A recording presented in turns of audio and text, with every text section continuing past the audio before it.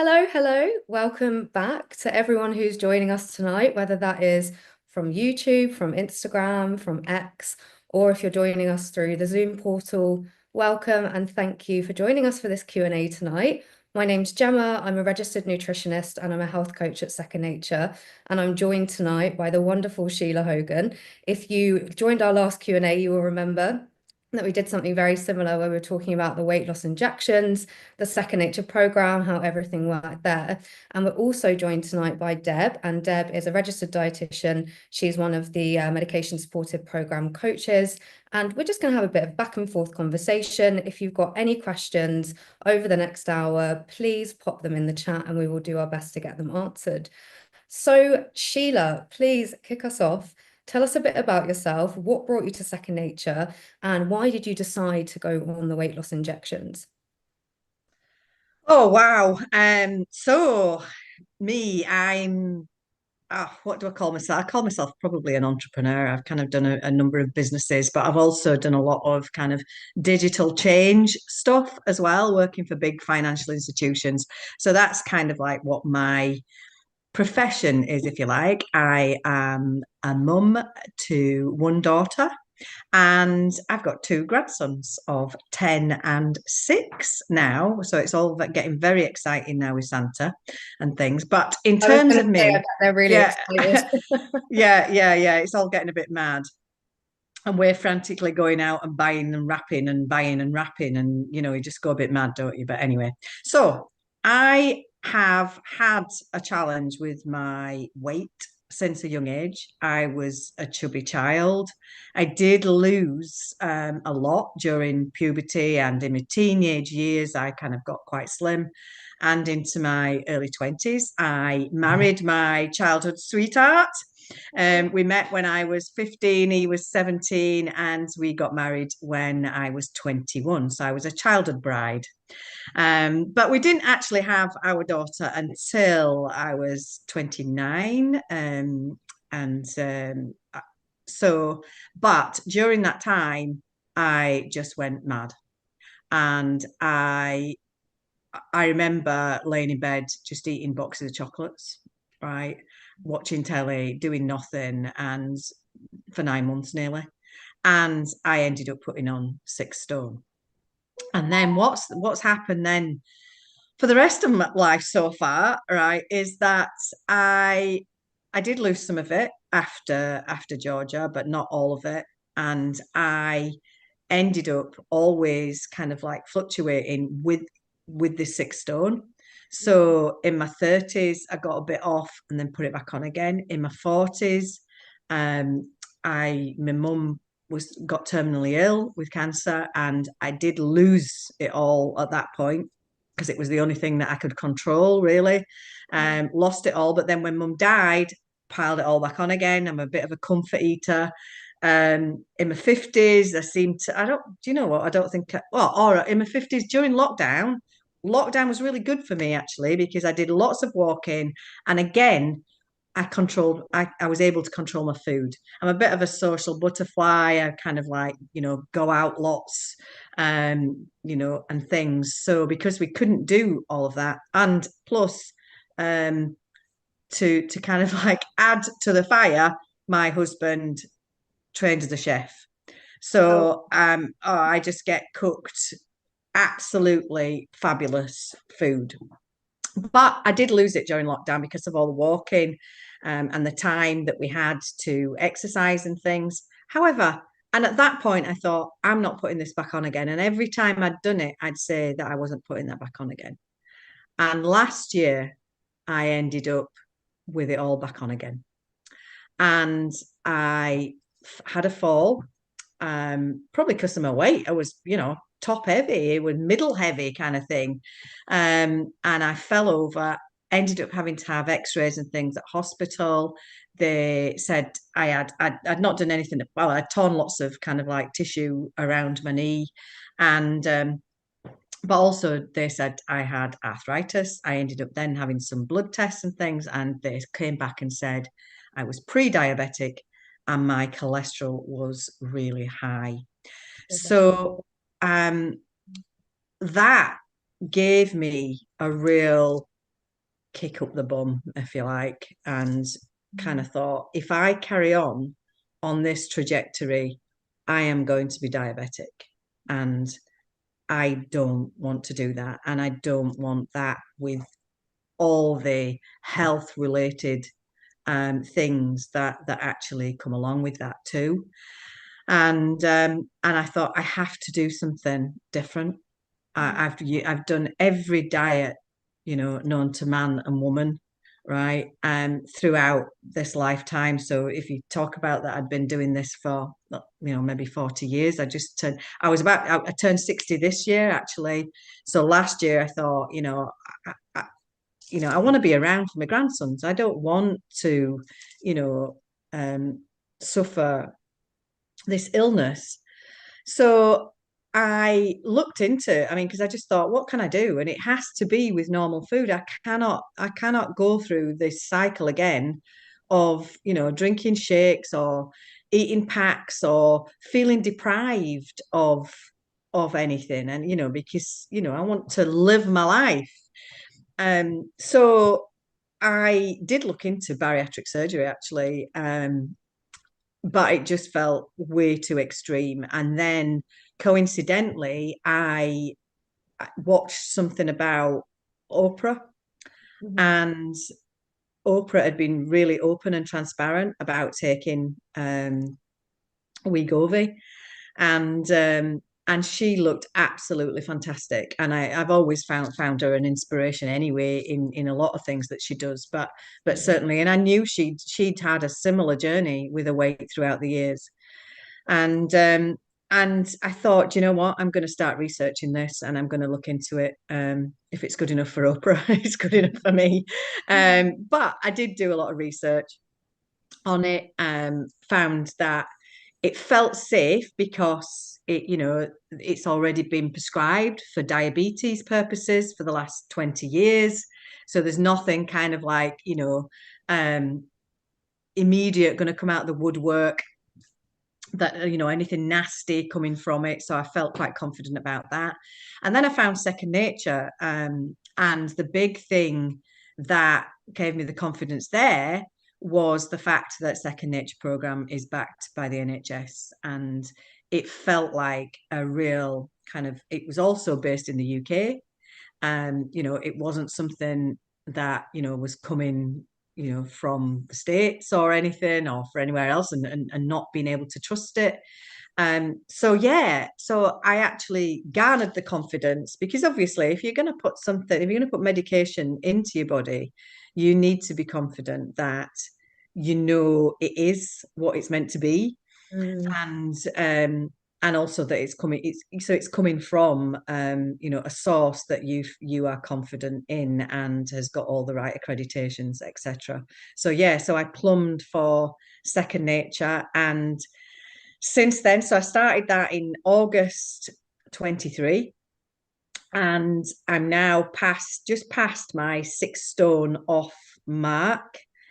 And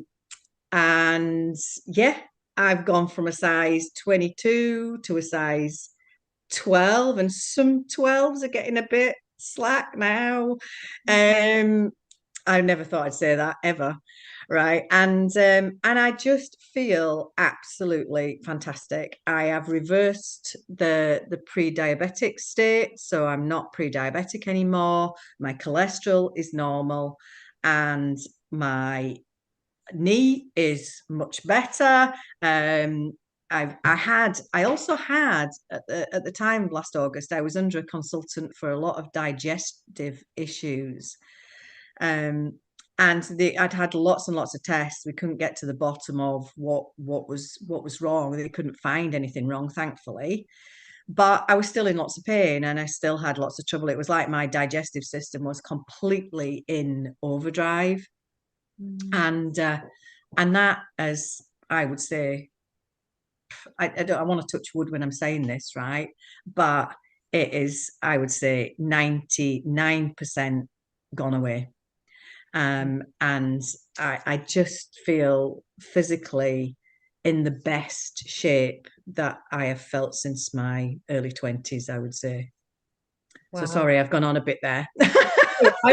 fully engrossed listening to you there. That is incredible. Thank you so much for sharing that. It sounds like you've been on a very long journey with your health and your weight. And I think even just having those health outcomes, that in itself, right, tells you Mm. how much of an impact that sort of weight loss can make.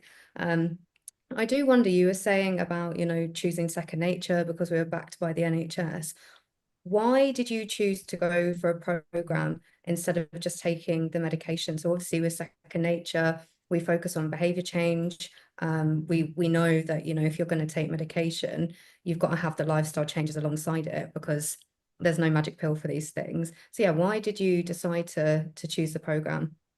Well, the big thing, and sorry I didn't mention this because it is a big part of my journey and my reasons for starting the journey, was that I my main objective was, when I do this again, because I've done it maybe 5 times during my lifetime. I have lost 6 stone and then ended up with it back on.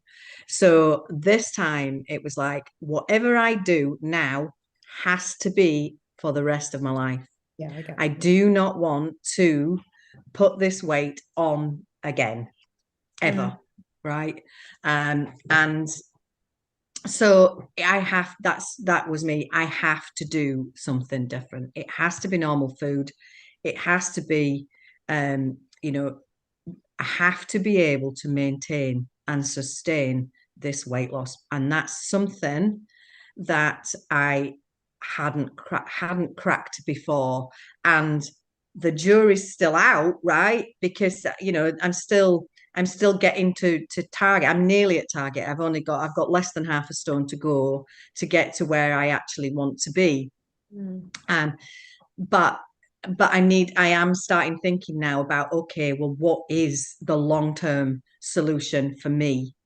And I think it's going to be a trial and error kind of journey for me, reducing the medication and seeing what happens, and just taking it, step by step, to understand what's the right balance for me. It could be, that I can maintain this weight without medication at all, or it could be that I actually need some level, but a lesser level of medication. So yeah, that was the key thing for me, right? Whatever I do has to be for the rest of my life, and that's the journey that I'm on.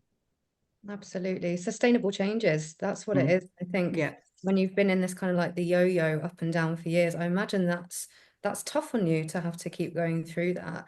And with your habits, what would you say would be the biggest changes that you've noticed since taking the medication compared to what you were doing before?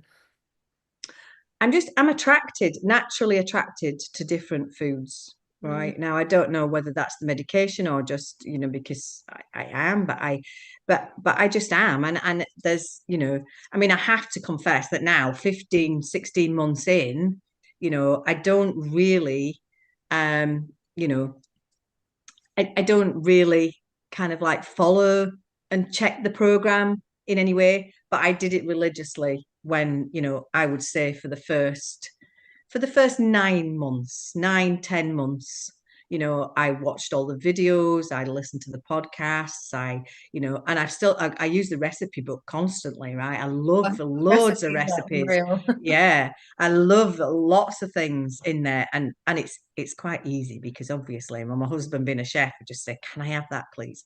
Right, And and that's then it. Love it. I Love don't have to you. think.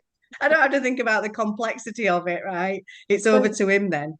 But yeah, so I did all of that. So some of that has obviously stuck. But yeah, but the other thing is, I'm just naturally, or the other thing I did though as well, which um I don't, it's not necessarily part of the program, although there are, some pointers in the program towards it.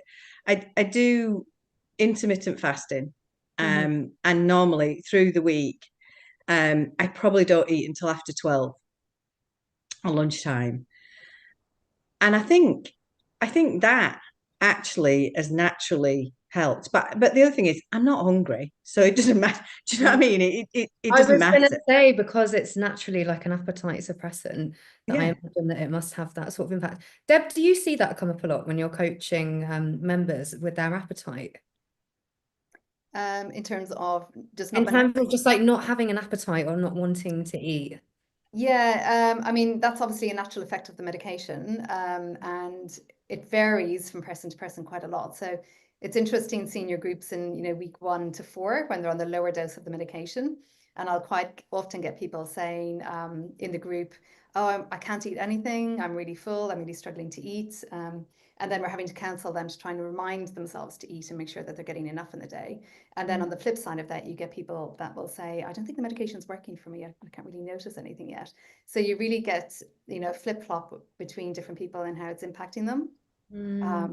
And I think it was nice, Sheila, the way you were talking about almost personalizing your journey, because you're not really sure where you're going to go next. And I think that's one of the really nice things about the medication, is that it's not one size fits all. You can kind of choose a level that is right for you in terms of making sure that you can still eat enough and that you can still nourish your body, which I think is number one. I think that should be number one over weight loss, is to make sure that you're eating enough and staying nourished. And that might be at a different dose of the medication for different people. So one of the good things is you can adapt that, you can change as you go, and you can come back down doses if you reach your goal, like you might do in the future.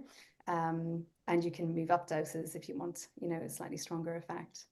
So, but yeah, it definitely varies widely in terms of people's effect, but definitely across the board, people do see an appetite suppression. And that's ultimately what they're after, I suppose, while on the medication. That's really helpful to know, Deb. And actually, we've had a question come in that you might be able to answer. Yeah. But there's a limit on how long you can stay on the medication. Yeah, so there isn't. When it first was released, we thought it was going to be for 2 years. So there was guidance that people could stay on it for 2 years maximum. However, that's changed now. So it's now an open door. It's now currently no limit. You can stay on it for as long as you wish, or as long as you need to. And I guess that makes sense as to what you were saying, Sheila, that, it's a bit of trial and error. You don't know until you come off the medication, or at least like reduce it, as to whether, your appetite's going to come back to a point where it might be, harder to control for you. Yeah, definitely. And I think it's just going to be a test. I mean, the other thing to kind of just say about this, so when I first started the medication, I mean, it's getting more, there's more and more people being transparent about it now, but it was really taboo. And there has been, I mean, hopefully it's starting to change as the public get educated on it. But there was a view publicly that if you take this medication to lose weight, you're actually cheating. And the more and more kind of I learned about things, and the more and more research and things that I did about it, was, now I feel this is why I am happy. I'm happy to talk about this. I could talk about it forevermore. If it actually helps anyone else, then I am delighted, because for me, it is a chronic condition, and that's what the research is saying. The propensity to obesity is a chronic condition, and we have long-term medication for other chronic conditions, like diabetes, like asthma, like anything like that is a chronic condition. We take long-term medication for. So why, with all the health benefits associated with this, why wouldn't we want to, if we need to, take this long term too? I mean, I went to see my GP about the long term aspects of this as well, and his view is that eventually, once the NHS matures, and once the whole, and hopefully they might actually get a tablet eventually, that you could take for this long term, but that eventually this will be just like, I know statins are a bit controversial, but anybody who's got kind of high cholesterol are actually offered a statin. Yeah. So anybody that's kind of like, over a certain weight or whatever, could be offered the medication, because there are just so many health benefits to it. The reduction of about 20 different cancers, the reduction of heart disease and stroke, and diabetes, for example, and all those kind of like obesity related illnesses and conditions. The reduction of those has to be of benefit long term in terms of all of that. It's like what you were just saying when we first started, that, you were at risk of, high cholesterol and diabetes.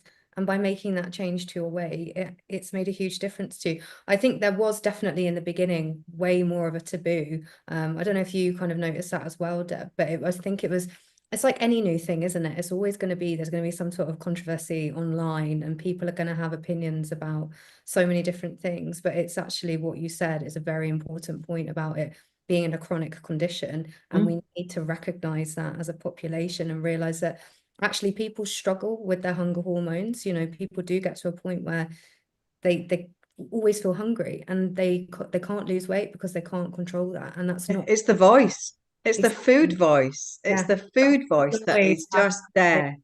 It's just there constantly, nipping your head, right? What are you going to have next? What do you want to eat? Oh, do I fancy this, fancy that? You should go and get some of this. You should go and get some of that. Oh, look at that. Look at this.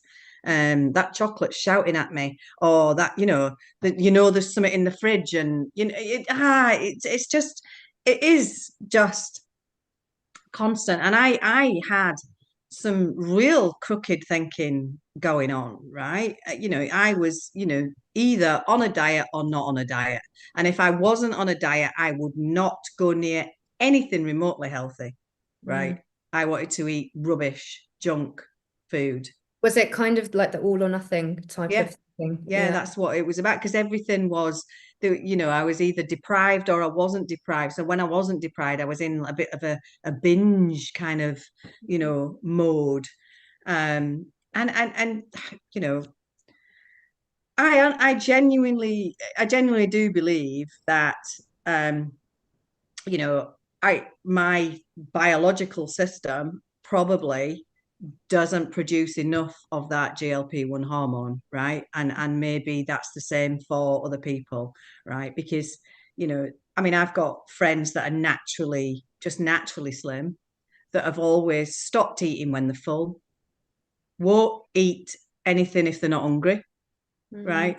And they don't seem to have those food voices and that kind of like constant, overeating kind of scenario, or just eating because for the sake of it, even when you're not kind of hungry, or forcing something else because you end up, I guess, subconsciously comparing yourself to how they're feeling and what they're thinking, and thinking, why can't I be in the same way as that?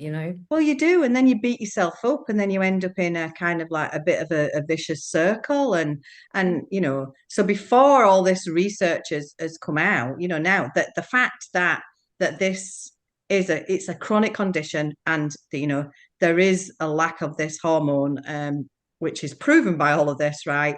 That completely resonates with my journey throughout my life and my story. And the other thing is that this set point, hypothesis, if you like, the fact that, again, I've got friends that might put some weight on holiday, they might put half a stone on holiday, but they'd come back and then get it off again, right? But I'd go away on holiday, I could put a stone on holiday, but then it didn't stop at that. Even if I was down at my low weight, I didn't seem to stop again until that 6 stone was all back on. So it was like my body was naturally taking me back to that big weight all of those times. Comfortable. Yes. Yeah. That makes sense. You're just weird. Yeah, that's something I hear all the time, is that people on the medication say, I feel normal. I feel like I think I'm supposed to feel, and like my friends and other people probably feel.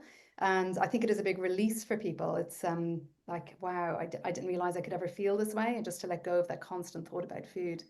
It's very, very liberating for people. Have you had a reduction in the food noise since being on the medication, Sheila? Oh, yeah. I don't even think about food. To be fair, obviously I do. I eat properly, right? And I do have quite a lot of protein, because obviously some of the research is that, you've got to make sure you don't lose too much muscle mass, and you need to keep that open, and keep your protein. I eat lots of protein, lots of vegetables, lots of fruit. So, but I'm naturally attracted to those things now. But anyway, the food noise, no, I don't, it doesn't bother me at all. It doesn't, it's just that food voice is just gone away, right? It's just gone away. And I do eat normal, and I eat, and I know when I'm full, right? I know it's a huge thing. it's massive. I don't have to finish it. I don't. And in fact, I often don't finish everything on my plate. Whereas, without the medication, I could not finish my plate. Even if I was stuffed, I'd have to. I imagine on a psychological level as well, the more that your habits and your brain is getting used to creating these into automatic habits, but even if you did kind of titrate down on the medication, that you would still get used to those kind of portions. So it would almost be easier to be like that than to force yourself to eat bigger portions, if you know what I mean. You would hope. I've got to test hope. it yet, haven't I? You would hope. Yes. So I'm kind of like, yeah. I mean, obviously the journey has just been incredible for me, right? And the way I feel right now, right? This 15 months in, but the real test is the next part of the journey, right? Once I get to target, that is the real test. I was going to say, what's your plan for the future then? Are you going to get to target and then reduce the medication? Yeah, so it's an, I mean, I had thought about reducing my next dose, right? But January, we're hoping to go on holiday in January, so I'm thinking maybe not. Maybe that's not the right time. Maybe I'll just stick with the dose, for January, and then start the reduction in February.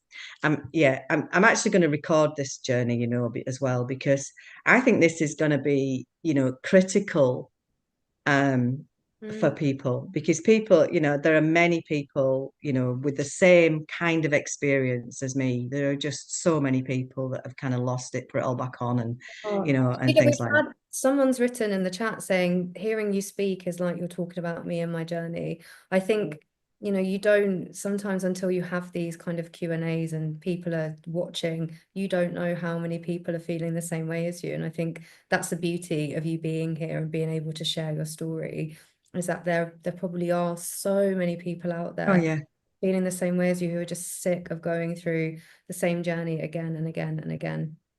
Yeah, I mean, I had wardrobes in every size going.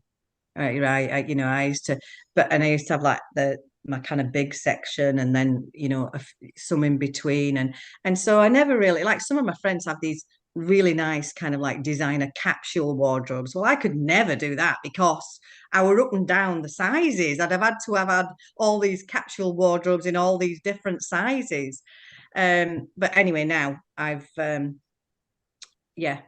sold most of it. Well, it's most of the big stuff is on Vinted. You've had a Vinted haul. Everything's on Vinted. It's on Vinted, and I bought a whole new wardrobe for my holidays in the summer, from Vinted mostly. And but I mean, even going to the shops is just like, wow, right? What does your shopping experience feel like now? Is there a change in how you feel when you go shopping? Yeah, it's weird. Oh, it's weird. It's weird, right? Because I can go in normal shops. I don't have to, so at my biggest, I was size 22. Now, don't get me wrong, I've always known how to dress, right? So I've always known how to camouflage it and to dress for the size that I'm at. I've had to, right? So I've never felt bad, or I've always felt kind of like that I've dressed okay. But I had to wear what would fit me, not what I actually wanted to wear, because they don't do all the things in well, they do more these days, I suppose, but yeah, so I always felt like I was just wearing what would fit me, or what would cover up the bits that I was bothered about. Whereas now I'm kind of, oh, wow, I've got jumpsuits. I've actually got jumpsuits now. I mean, and I actually wore a bikini in the summer on my holidays. Now, people would have been looking at me and thinking, look, because, but I thought, I don't give a monkeys. I don't, Perception. It's all about perception. It's about yeah, how you feel in yourself. If you feel yeah, confident and you feel good, that is the most important thing. yeah. Oh, yeah. So yeah, now I've been getting my winter wardrobe. So vintage as well. I'm addicted to vintage. I mean, I was just saying this before we I know before we before we came on. started recording, I was like, we love a bit of vintage. I know. It's just crazy, isn't it? It's crazy. But yeah, Oh, no. One thank thing you. I wanted to say, actually, going back to it becoming more accepted and more common, one thing I've really noticed, because I've been coaching it for a year now, is at the beginning, I think there was a bit of a stigma about it and it was still very new and people were very cautious. Whereas now, when I'm talking to some of our members, nearly everybody will say, oh, I've got a friend who's taking it, or my daughter's taking it, or my husband's taking it, or my colleagues are taking it. And it just seems so much more widespread and spoken about in circles now, whereas before I think people were very quiet and private about it. So it's definitely becoming more common and more widespread. God, also a year already. That's A gone year, yeah. so quickly, so Mm. quickly. Wow. So when you joined the program, Sheila, were you on the medication supported program straight away? Yes. Yeah. And when you think about your coaching experience, what were the highlights or what have been the highlights for you so far? It's just knowing that someone's there to ask things of. And Tom was our cohorts coach. Absolute star. He's such Yeah. So he'd actually taken the medication himself as well. So he, completely understood everything. And it's just the support, I suppose, the support for any questions and also the support of your cohort and know that there's this group going through that same journey that you're on. So you can actually just, put a message in group chat, ask, has anybody experienced this? Anybody done that? So besides having, your coach, there's also the kind of your community as well. And the medical team if you need it for any reason, touch wood, I didn't actually, need it. But I knew it was there and felt, confident that I could contact them if I ever thought I needed to. So I've just it's just been great, actually. I've just really Yeah. enjoyed it. I think that's the beauty of having the coach and the group is that, one person might be going, it's the same as what I was saying about watching this video now. People who are watching this now will know that they're feeling a similar way. When you're in the group chat, if you just ask one question, 6 people might have been feeling the same way, but no one's wanted to take the step to actually send a message. So I think, yeah, that's the beauty of it for sure. We've had a couple of questions come in, so I'm just going to go through these. Yep. So Amy's asked if you are using Wegovy or Mounjaro. I'm using Wegovy. So Mounjaro was only available this year. Last year it was just Wegovy. So I mean, I did talk to Tom about whether I should move over to Mounjaro when it came out this year. But Wegovy has worked. I mean, the difference is basically, there's an extra hormone in the Mounjaro, there's a GIP hormone in the Mounjaro, and in terms of the kind of weight loss, I think there's a difference of 5% after a year. So it's 15% of your body weight after 12 months on Wegovy, and I think it's average of 20% on Mounjaro is what I understand the stats are. But because I'd had such a kind of, I hadn't come to a stop or anything on my kind of weight loss. Obviously, the weight loss started to slow down, but that felt good to me because I didn't want it to come off too quick to then, be at risk of it going back on too Easier quick. to sustain when it takes a little break. Yeah. And I wanted to give this, this set point chance to kind of, reset to these lower these lower limits. So yeah, I'm on Wegovy, and I decided to stick with Wegovy, even though Mounjaro, the next generation of these kind of medications, has come out. And I think another reason I did stick with Wegovy was, again, a confidence thing. I think that Wegovy, or the actual underlying semaglutide, has actually been prescribed to diabetics for the last 20 years.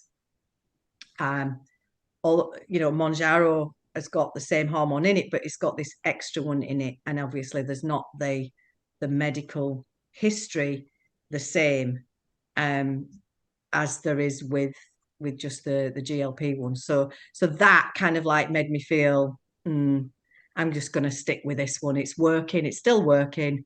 Maybe if it hadn't have been, maybe if things had slowed down and weight hadn't continued to keep dropping off, then, or if I'd kind of like had the food voice back or my appetite back or something, then yeah. But no, Wegovy. Sorry, I was a long way of answering your question. Sorry about that. And what I was getting from that as well is you have done your research thoroughly by the sounds of it. And I think you've actually made a very, very good point. In my head, when I was thinking about this, I was like, how many people out there see the weight loss medication advertised? They just think about the weight loss. They don't think about where they're getting it from, whether it's like a genuine prescriber, what they're actually taking. Because, I've seen horror stories, I'm sure you have as well, Deb, that people are taking these injections and it's not the real deal. And, they're ending up in hospital and things like that. And like, that's why at Second Nature, we have the medical team, we have the coaches who are registered nutritionists and registered dietitians, so that it is, a supported program where you can achieve your goals, but you do it in a way that is correct. That's healthy. Yeah. You see, why, there's no, I wouldn't want to put, you do hear of so many horror stories when you get things online. It's weight loss. It's weight loss cells. Like I know. Lose weight, and it's in one way. It's sad that people have to reach out for something like that and get it maybe cheaper without the support, when they could be putting something in their body that they don't know what it is. No, yeah, scary stuff. So yeah, definitely. Yeah, I was very, very conscious, and I have done a lot of research before I started. I mean, I was a bit nervous at first. I was going to say, like, how did you feel when you were taking the medication for the first time? I was a bit nervous about it, but then I actually saw the size of the needle, which is kind of like tiny. Yeah. And thought, we're just like a little pinprick. I'm not great with needles, to be honest with you. But yeah, it was just fine. I was a bit nervous at first, thinking, how am I going to react to it and things like that. But it was fine. I had a bit of nausea for the first few weeks. But there was nothing that kind of like, impacted my life in a big way. There was nothing debilitating, or I got quite a lot of indigestion and things, but I'd had indigestion anyway, right? With, being overweight, it was a standard thing for me anyway. So that wasn't a big thing. In terms of other side effects, I've probably had, I mean, I did used to suffer with migraines, when I was younger. And they kind of came back or from on the medication, which is kind of a known thing. But I tracked them. I probably only get one a month now or something. But again, it's not. I've been fortunate. It's not debilitating. I can't even say it. Debilitating for me. It hasn't. I knew what you were trying to say. Yeah, it hasn't impacted, my life in any way. And then when I'd been on them probably about a year, I did get some night sweats back, which I'd had during menopause that had kind of stopped. But again, that's another kind of like classic symptom from the medication. But again, didn't impact you know, my quality of sleep or anything like that. Just might have woke up feeling a bit hot, might have just thrown the covers off for a bit and, you know, and then put them back on again. But yeah, I mean, you know, in comparison to, you know, the benefits of it all, it has been, you know, an absolute, the reward has far outweighed Sounds any it. of those risks for me. Yeah, definitely. Amazing. Deb, as a coach, with the side effects that Sheila was just mentioning, are they quite common side effects for people to get? They're not actually. I've never had anyone mention night sweats to me before. So that one is not one that I've come across very often. The main side effects that crop up for me as a coach are nausea, Mhm. reflux, constipation, and tiredness. I will say they're the top four that crop up. And usually they're transient. So people don't feel those all of the time. They might go through stages of feeling tired, particularly if they've gone on to a new dose, or if they're starting out in the medication. Or if they're not eating enough, you know, if they're going through a stage where they're I was really just about to say, imagine it if they're not eating enough, they get of tired. course, yeah, because how you eat is, of course, going to impact how you feel. And sometimes people forget about that because their hunger is gone. So The there's a food noise. temptation there to not eat enough because you're not hungry. So you definitely need to remind yourself to eat regularly. It's really important. Um, and then, of course, because everything's slowing down in your gastrointestinal tract, people do tend to get nausea and reflux because things are sitting there for a bit longer. And then on the other end, constipation again, because things have slowed down. And constipation is probably the number one complaint I get, if I'm honest. Yeah, comes up a lot. When people are struggling with constipation, what are the top tips that you usually give to help? So we look at diet first. So obviously fiber is really important, but you want to get the balance right. So not eating enough fiber can cause issues, but then also increasing your fiber really quickly can also cause problems. So increasing it slowly, making sure that you're drinking enough water alongside that is really important. Then there's a few things like there's certain types of magnesium that might help kind of get things moving. I sometimes suggest a flaxseed tea. So soaking flax seeds in warm water, warming it up, it kind of creates a gel. And if you drink that, it can kind of help soothe your digestive system and get things moving. And then we go down the line of liaising with our clinical team. So there are over-the-counter solutions as well for constipation, which some people do delve into. And other people have tried probiotics that have worked for them. Some of our members have found success with probiotics. So yeah, it's really trial and error, and what works for one person might not work for somebody else. So it's all down Absolutely. to individualization. That's it. And I think that's the one thing we have to remember. We are individual. You have no idea how you're going to react to something until you do it sometimes. Yeah, absolutely. Yeah. I was going to ask you, Sheila, do you feel any pain when you inject? So you said the needle's very small. Do you actually feel it, or has it got less over time, or does it bother you at all? Nothing? No, I don't feel anything. Well, yeah, no, I don't feel anything at all, to be fair. Mm. I did find, because I mean, obviously you can inject it in your tummy or your thighs or your upper arm. And I don't know whether it's just because I had a lot of fat around my tummy. I didn't feel it was effective as quickly when I put it in my tummy. So, Mm. and I'd kind of like tested a few different places. I didn't ever put it in my leg, to be fair. I didn't fancy that. But I just alternate arms now and just put it in the back of my arm and yeah. But no, I don't Mm. feel anything. I've just been for my flu jab. I'm touching my arm because it is sore today, actually, because I've just been for my flu jab. That But probably hurts yeah, more. no, not nothing. Oh yeah, it did. Oh yeah, way more than the injections with the pen, Mm. definitely. And you just get used to it anyway. It's kind of, Yeah, I was going to say you've been doing it for a while now. I imagine yeah, it just just get becomes used to like it. quite automatic for you, right? Fab. Yeah, Well, yeah, it does. It does. we haven't had any other questions come in, but I do wonder, Sheila, just springing it on you now, what are your top three positives from taking the medication?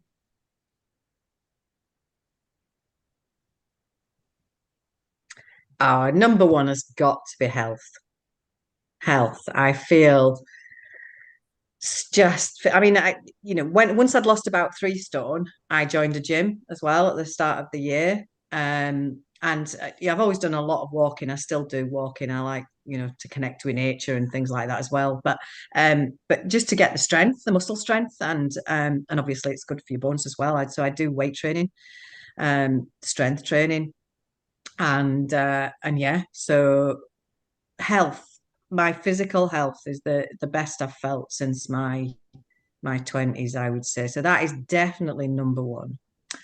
Number two is I think I'd never used that term before, but I think what Deb said that other people have said is feeling normal, right? Feeling like, I don't have to stuff my face, or I don't have to be eating constantly. And,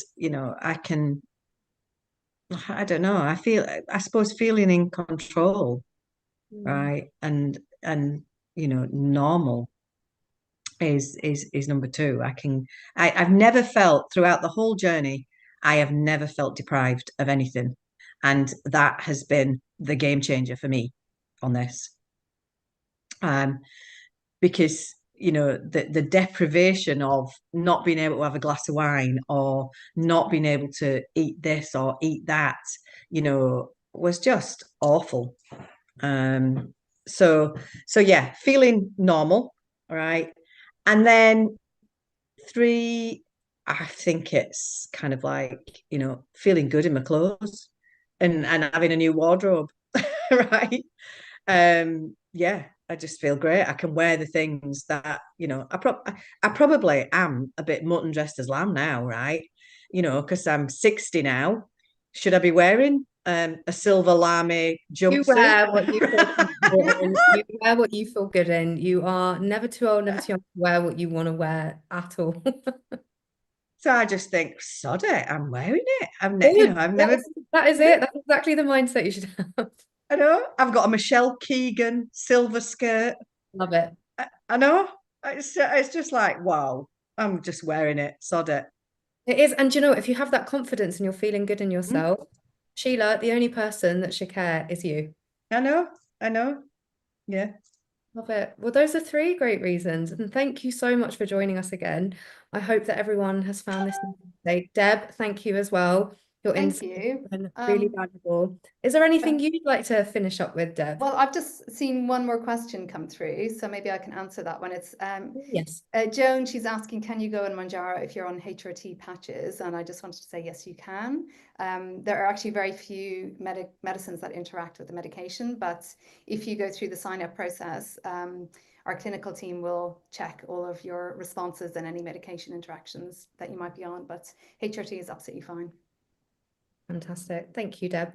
If anyone watching this is interested in learning more about Second Nature and what we do, and if you want to do our quiz flow to see if you're eligible for the injections, if you go on to secondnature.io, that will take you to our homepage, and then you'll be able to do it through there. So yeah, thank you both so much. It's been a pleasure. And thank you to everyone for watching. And I hope you have a great evening, and we'll be back again soon. It'll be Christmas. I can't believe we're nearly halfway through the month already. I Where know. did time go? Crazy. Madness.